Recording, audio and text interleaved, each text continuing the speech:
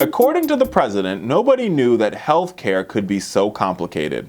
In a Monday interview with CNN's Anderson Cooper, Vermont Senator Bernie Sanders laughed over the remarks and laid into the complexities of the issues by rolling out his experience work on the legislative side. The former presidential candidate casted the Republican position on Obamacare, repeal and replace, as overly simplistic and said now Republicans were confronting the law from a position of power. They would understand that they have to get beyond rhetoric. Are the Republicans in over their head when it comes to healthcare, Rich? Yes. The answer is yes. They are. Okay, so first of all, like Donald Trump. Don't you love Bernie? He's laughing in the back. Donald Trump doesn't understand that. I mean, healthcare is 100% one of the most complicated facets of our economy. Legislating it is very. I mean, the Affordable Care Act was a massive bill, and it goes into a lot of depth. And the Republicans right now do not actually have an actionable plan for replacing Obamacare. Not even. We have not heard for sure, a lot of promising things that you need to hear from the Republicans. Things like, will we actually be able to keep, the coverage for pre-existing conditions, things like that. Well, I think you're viewing healthcare as even more simplistic than that, right? Here's the thing. Let's talk about this. I'm going to be the Washington Whisperer tonight and explain to you. So let's break this down. Republicans, over the past, 7 years the laws existed, have tried to repeal it 40 some odd, maybe close to 52 times. I think it's, 52, right? 53. In this, I don't even blame Donald Trump for this. I blame House and Senate Republicans, right? So after all these, and they've put together, so the one bill that everybody refers to that like, here's our solution, or what seems to be a guide for what their solution will be, even though they haven't told the solution. And their solution right now, to be honestly, is being guarded by Capitol Police in the U.S. Capitol, in the Ways and Means office, House Ways and Means, right? It's just not going to work, right? Because already 11 million Americans have been given health care, whether it be through the exchange, via a subsidy, or because of Medicaid expansion, right? Any plan the Republicans put in place would require them to find a way to make sure those 11 million Americans keep relatively the same coverage. And for that to happen, they have to repeal three key bodies of regulatory stuff. The regulation first they have to repeal is getting rid of this maternity, because every health insurance policy has to cover maternity, which is what reason why insurance companies have the cost, quote unquote, so high. Right. The second thing they have to do is repeal a regulatory provision that says that everybody has to be charged within a certain band of fees. Right. So that means you can't charge an older person who's sick versus a young person has to be charged at least 1/3 of what an older person is getting charged. And when you start to repeal and chip away some of those things, and to get the cost down, you also have to chip away the Medicaid piece, the Medicaid expansion piece, right? Or give it to state and block grants. But that is where the coverage change starts to happen, right? Because those individuals who currently have coverage through Medicaid will stop being able to go to the doctor because they'll literally lose their Medicaid, because governors will have the ability to strip people of their Medicaid or, change how it's sort of being divvied out. Right now, if the federal government at any point in time starts to tinker with the Medicaid portion, it means more of the money paid into Medicaid would have to come from the states. And states don't have it to give. Right. Right? So those are the complexities behind this. Right? And so then you put that all into play, right? And also put into play the reason why I think Republicans are making this argument that, Obamacare is collapsing upon itself. And the reason why Obamacare is collapsing upon itself, for those at home if you didn't know, is because of what the Republicans are saying. When they go out there and they say, we're going to repeal the Affordable Care Act, Humana, AvMed, Blue Cross Blue Shield, Aetna, Kaiser Permanente, what those companies are saying, because they have fiduciary responsibilities not to the people they provide health care to, but to their stockholder, to their shareholders, they're saying, wait a minute.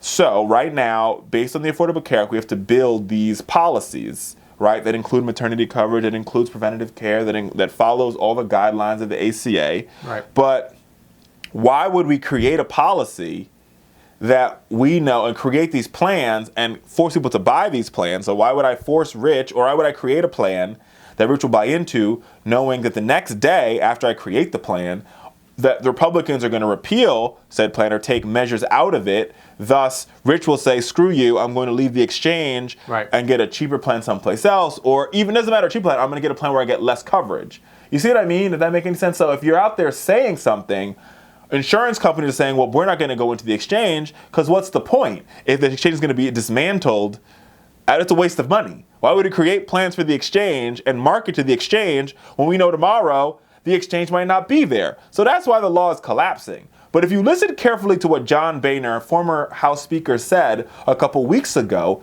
you get some tea leaves of where the Republicans actually are. He said repeal and replace was a mistake. Right. Really what it will be is repeal and pretty much keeping much of the same thing. Right. Because they understand that the people who are benefiting from the Affordable Care Act, like that young mother out there whose child has asthma, who can finally get coverage for her little daughter because now, those don't exist, or that person who had a really complicated labor, right? And it cost them a lot of money to have that labor, and thus they reach their maximum cap for healthcare and coverage. All those people will begin to lose coverage. And then when those stories have to creep out into the media, and trust me, because Donald Trump has made the media an enemy, they're going to cover it. Oh, they are going to cover it. In record number. This is a more complex situation, and Republicans are now trying to figure that out. Now, herein lies the crux of the problem for the Republican Party, is the moment that they start to fix this thing, they get blamed for whatever the hell they do. It's like playing Russian roulette. And this is why you can't make healthcare a partisan issue. It's not. Because the fact of the matter is, once they start tinkering with the plan, and you start hearing these stories in the media of this woman lost her health insurance and she died, right? And she voted for Donald Trump. And, in her state, she voted for Republican lawmakers. Things start to get messy really fast. Now, the reason the Affordable Care Act was able to work was because you invite all of these previously uninsured, sometimes healthy people into the system, which allows for more people to be insured, right? There are people that are low risk, paying into the system, allowing for other folks to get it. Right. Now, right now, the only thing Republicans are potentially tossing out as like maybe an idea that they're working around with in terms of replacing is the idea of these vouchers. And the reason that these vouchers are so problematic is because they're not pegged to income. They're pegged to age. So that means that elderly folks are going to get more benefits than young people, which is fine. But if you are also not pegging it to income, you could have a situation where someone like Bill Gates is getting more money back from the government than, a person who's making less than minimum wage every year. Right, and that basically does the same thing. It creates the same problem that the healthcare law was trying to fix. Right. Because that means that and especially when you if you take the mandate away. So if I don't have a mandate, I'm not really getting a lot of money from the government to subsidize me getting healthcare. My employer isn't paying for my healthcare. Then screw it, I'm not going to get it. And then I'm going to go to the emergency room. It gets paid for eventually. And then it creates a shock on the system. Yep. Right? Now, I'm not saying the Affordable Care Act is perfect. I don't think any Democrat out there will tell you the Affordable Care Act is perfect. Does the Affordable Care Act need to be fixed? Absolutely. But Republicans have now run on this mantle of, we need to get rid of it, we need to get rid of it, we need to get rid of it. And getting rid of it, you can't get rid of it. It's impossible to get rid of it. Because if you erase it, right, if you say, okay, we're just going to take a pencil and go through and erase it, you're going to start hurting people. Yeah. People who desperately need the law to work. And the moment you start hurting people in America? Yeah, I mean, we've seen it in the town halls all across the country. Oh, yeah. And Republicans keep saying over and over again, oh my God, all of these people at my town hall, they're all Democrats. No. These are people who voted for you. Thank you. Who are pissed. And Republicans are shirking out the back door. They're not showing up. And, their job. And here's the thing, insurance, the only reason why the insurance company, now I want to be very clear, I've said this over and over again. The problem with the Affordable Care Act is they walked in on the wrong premise.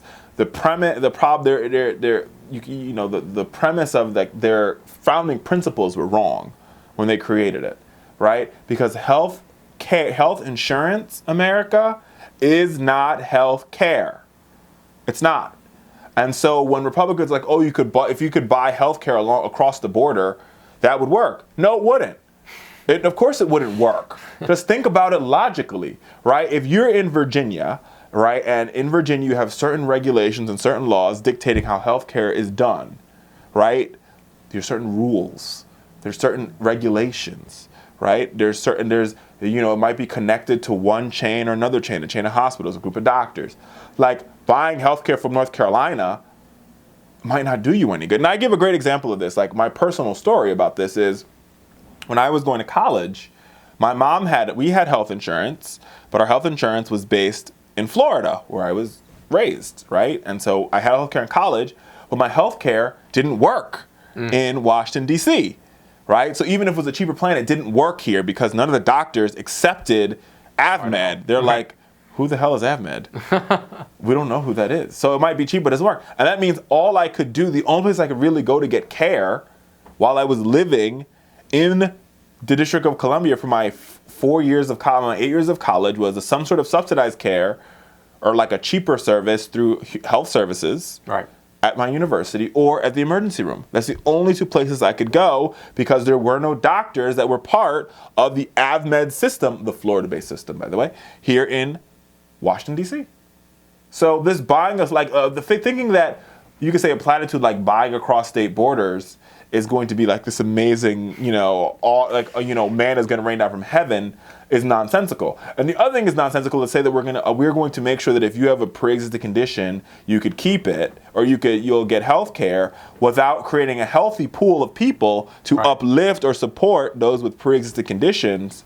That's also problematic. Health insurance is going to be like, why would we do that? We're not going to do that. We're just not going to cover them.